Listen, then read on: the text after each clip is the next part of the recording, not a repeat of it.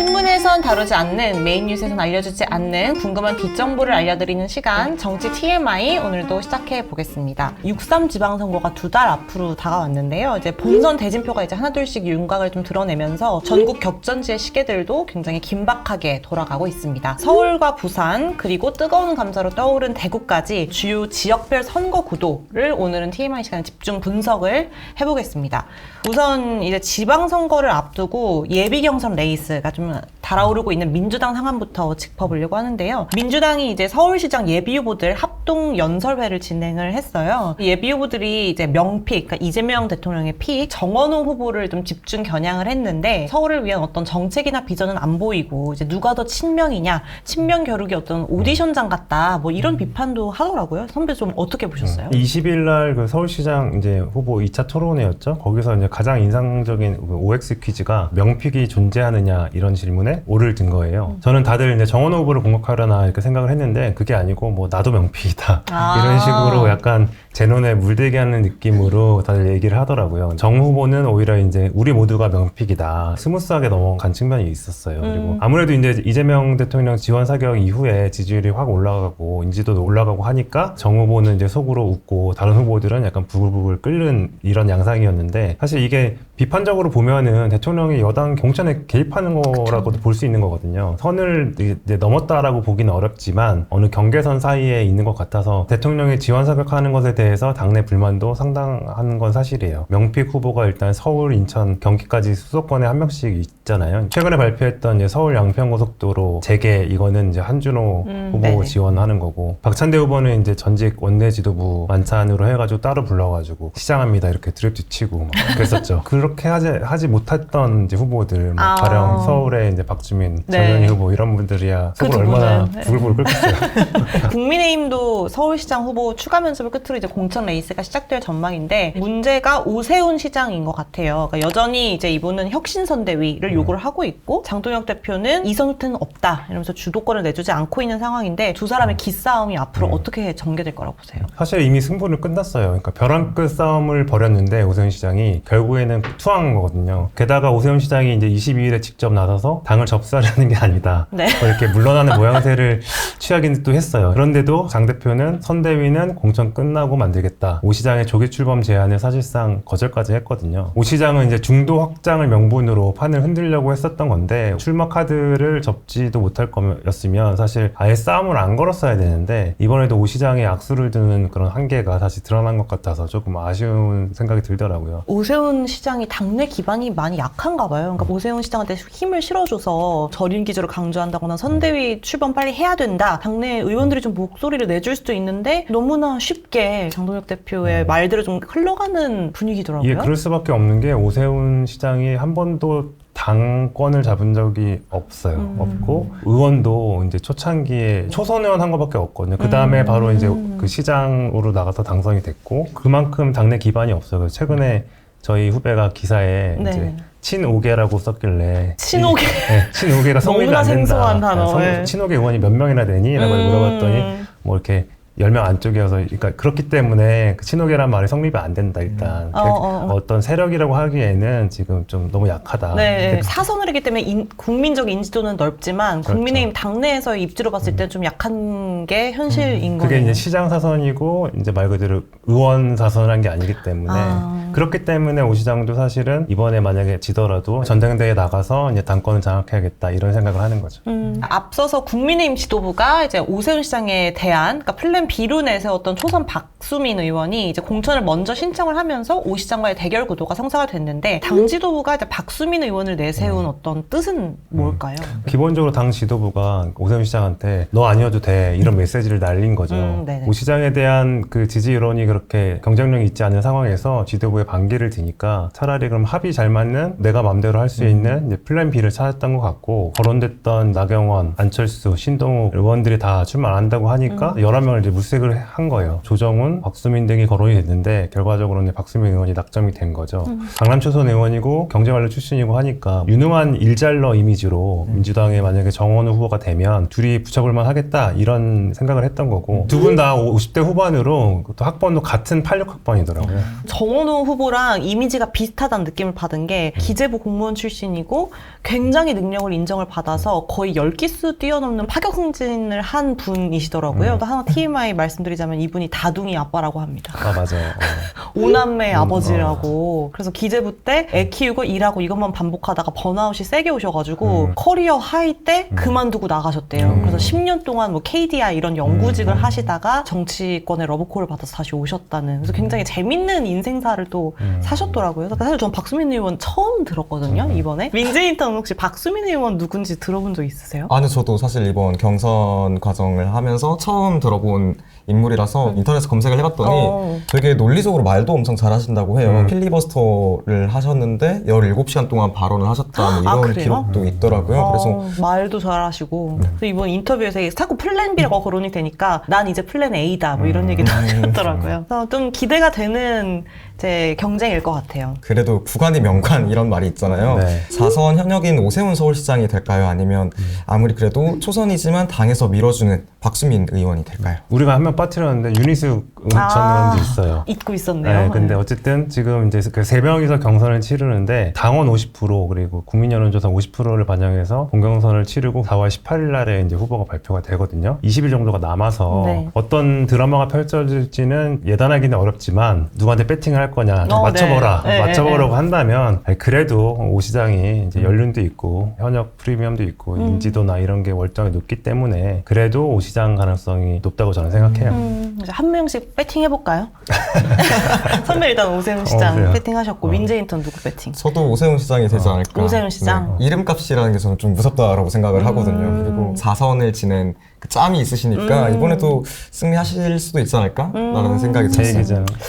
두 분 다 오세훈 시장을 하셨으니까 했으니까. 저는 박수민 의원의 배팅을 하겠습니다. 필리버스터 17시간 말했다는 얘기를 들으니까 TV 토론회를 2번을 하고 이제 그 투표를 하잖아요. 토론회 때 굉장히 말 잘하고 이제 논리로 오세훈 시장을 딱 압도하는 이미지를 준다면 국민들이 또 새로운 이제 인물을 또 이렇게 원하지 않을까 이렇게 기대를 해보고 정답 나오면 이게 한 4월쯤 나오죠. 4월 18일. 4월 18일. 네, 발표가. 그때까지 한번 지켜보도록 하고요. 부산으로 넘어가 볼게요. 더불어민주당의 전재수 부산시장 예비 후보가 이제 얼마 전에 통일교 금품수수 의혹과 관련해서 합동수사본부에 첫 출석을 해서 18시간 동안 조사를 받았는데 야권에서는 전 의원의 도덕성 검증을 예고를 하면서 강하게 비판을 하고 있습니다. 이 사법 리스크가 전 의원한테 이제 결정적인 걸림돌이 될 가능성 몇 %나 된다고 보세요?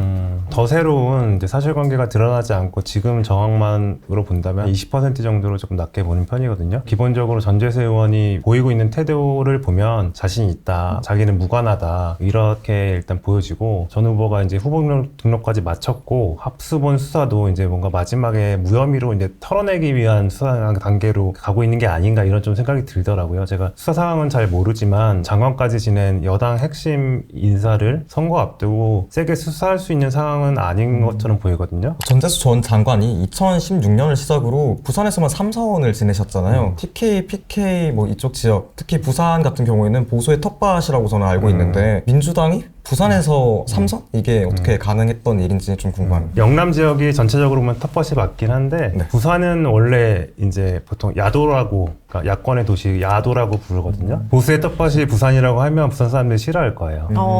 고마 사태 이런 역사적인 사건의 배경이 될 정도로 민주의식이 좀 발달된 곳이기도 하고 노무현 전 대통령도 이제 부산 사람이잖아요. 전재수 의원은 노무현 대통령 청와대에서 권영숙 여사를 모시는 제2부속실장을 했어요. 그리고 나서 국가압에 와가지고 구청장인가 또 나왔고 출마를 계속하면서 이 지역을 이제 정치적인 기반으로 삼아왔거든요. 그리고 2016년 20대 총선에서 이제 민주당이 부산 18곳에서 5곳을 차지하면서 처음으로 이제 많은 의석을 차지했거든요. 그때 전재수 의원도 당선이 돼가지고 내리 3선을 했어요. 그러면서 이제 문재인 정부 출범 이후에 부산에서 이제 민주당 지지율이 높아졌고 그래서 2018년에 처음으로 부산시장도 오거돈 시장이 당선되기도 했고 지금 비상계엄과 지리멸렬한 야권 때문에 민주당에 유리한 상황이 돼서 지금 상황은 2018년하고 좀 비슷해졌거든요. 그러니까 아무래도 민주당이 유리한 구도고 그리고 전 의원은 기본적으로 되게 소통의 달인으로 불릴 정도로 겸손하고 또 인기가 많았어요. 그래서 그만큼 이제 지역구도 잘 챙겼고 그렇기 때문에 이제 부산 시민들의 기대가 있는 거죠.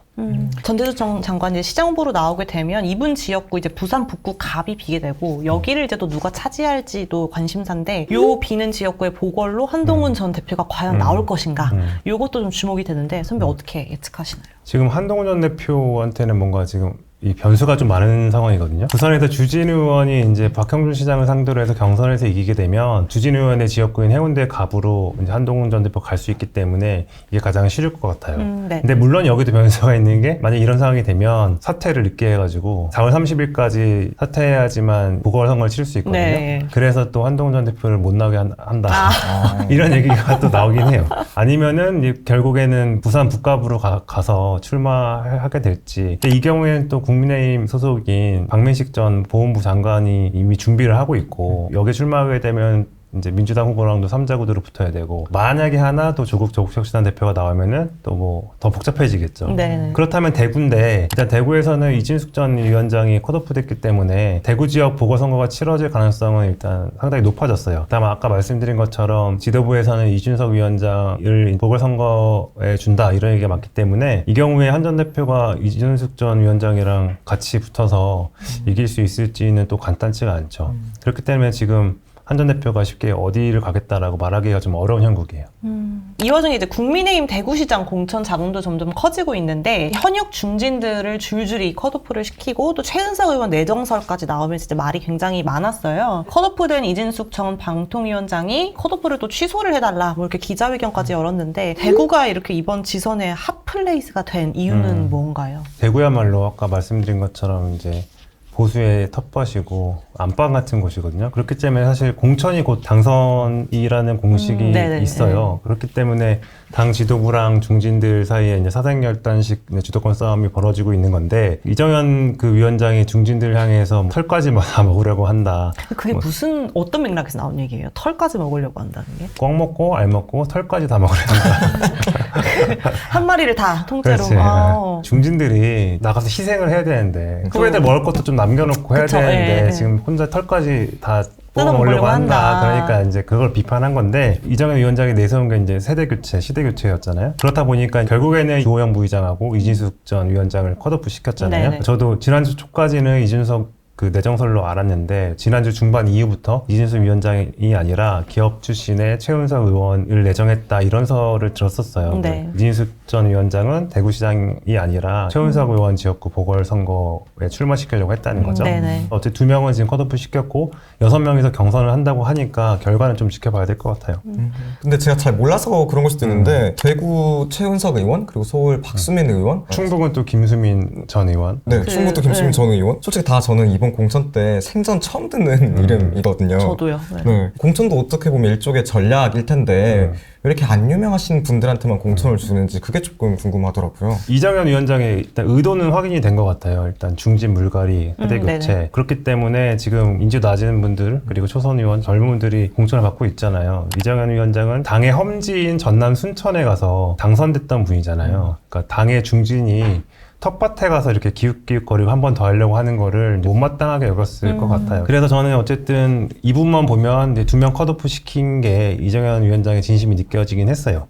근데 문제가 뭐냐면 정말 세대교체, 시대교체를 명분으로 해서 교체를 한 건지 아니면은 사실은 이제 지도부랑 잘 맞는 이제 코드 인사를 하려는 건지 이게 다들 의구심이 있거든요. 왜냐면은 다른 지역에서 이제 단수 공천을 받은 김두겸 울산시장 그리고 유정복 인천시장 이분들도 사실 1950년대생이거든요. 네네. 세대 교체가 거긴 안 시켰잖아요.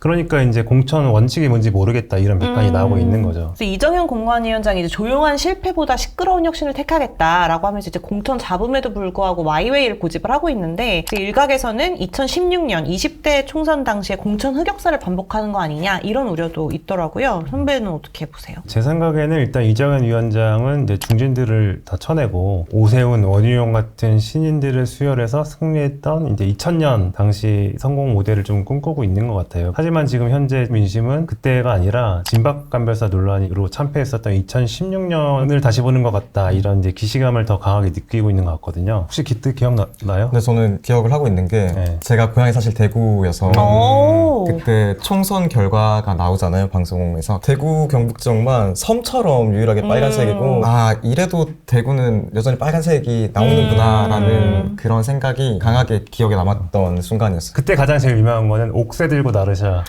김무성 전 대표. 전 공천관리위원장이 이제 이양구 전 의원이었었는데 이양구 위원장이 당시 박근혜 정부 청와대랑 조율해서 진방 인사들만 공천을 하니까 김무성 대표가 도장 못 찍겠다 하면서 부산에 자기 그 지역구에 영도다리가 가가지고 사진 찍고 이거죠 이거.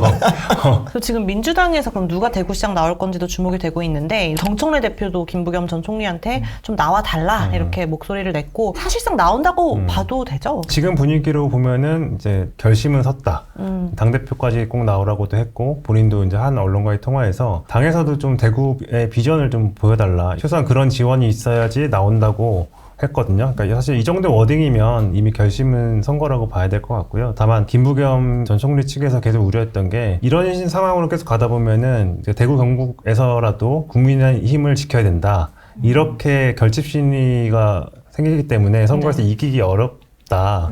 그거를 우려해서 나오지 않으려고 했던 거거든요. 그렇지만 지금 뭐 당내 그런 출마 요구도 무시할 수가 없고, 그것도 어쨌든 이렇게 해서 힘든 선거에서 만약에 당선이 되면 대선 주자로 부상할 수 있는 그런 상황이 펼쳐질 수 있기 때문에 계속 고민을 해 온 거고, 지금 상태로만 보면은 이제 출마하실 거다.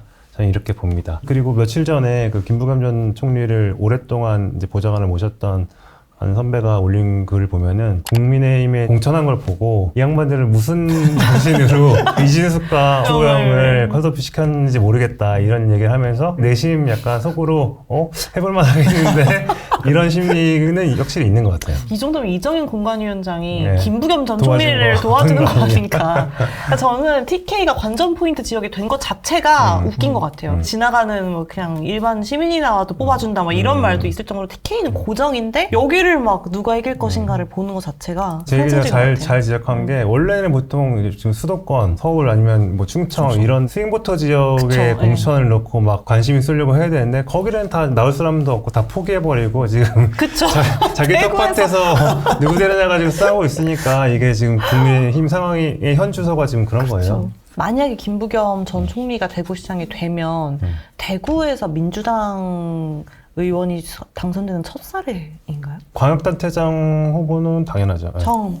역사를 쓰시겠네요. 그렇죠. 네. 나오기에 지금 타이밍도 나쁘지 않은 게 지금처럼 이렇게 국힘이 완전히 수세에 몰린 상황에서 험지에 나왔다는 이미지도 좀 생기고 당선까지 되시면 또 새로운 어떤 정치사에 기본적으로 지역주의를 타파하는 행보를 이제 본인이 보였던 것도 사실이고 이미 대구에서 출마해서 한번 당선이 됐기 때문에 그러니까 그 역사를 한 번 더 새롭게 쓰는 거죠. 이참에 또 이렇게 될 대구 것 같아. 시민으로서 김부겸 전 총리 얼마나 좀 당선 가능성이 있다고 보시는지. 그래도 국민의힘이 이기지 않을까. 아, 정말요? 네, 제 생각입니다. 그래도 지극히 제 개인적인 경험을 이제 종합해 봤을 때는 오히려 정말 20대층의 표심이 국민의힘으로 뭉치고 있다는 생각이 강하게 들어서 제가 계속 그 방송에서 16개 중에서 이제 14대 2라고 얘기하고 있거든요. 네. 아무리 그래도 TK는 못 TK 는 안 된다. 바꾼다. 그럼 저 또 여기서 혼자 소신 발언. 김부겸 전 총리가 될 거라고 한번 감히 예측해 볼게요. 내기를 해야 되는 거 아닌가요? 그럼 두 분은 다 누가 나오든 일단은 국힘이 될 거다. 저는 김부겸 전 총리로 한번. 술사기다. 그래서 오늘 또 저희가 대구 시민 모시고 또 이렇게 대구 시장을 몰랐어요. 정말 처음 알았는데 오늘 민재 인턴은 어떤 TMI가 제일 기억에 남아요? 저는 그 국민의힘 서울시장 예비후보 박수민 의원이 자녀분이 5명이라는 게 되게 좀 기억에 좀 강하게 남더라고요. 자기 일도 열심히 하시면서 5명 육아하시는 게 쉽지 않으셨을 텐데 열심히 하시는 분이구나라는 생각이 들었어요. 뭔가 서울시의 그 저출산 정책을 탑할 수 있는 적임자. 근데 진짜 좋은 되게 관심이 많으실 것 정책인데요? 같아요. 네. 그래서 여러모로 어떤 분이 공천이 되실지 저희도 이제 주목해서 보겠습니다. 앞으로도 정치권 뒷이야기 또 궁금하고 소소한 TMI들 꾸준히 듣고 싶으시다면 동아일보 구독과 좋아요 꾹 눌러주세요. 그럼 저희는 다음 주에도 투머치 정보로 돌아오겠습니다. 고생하셨습니다. 고생하셨습니다.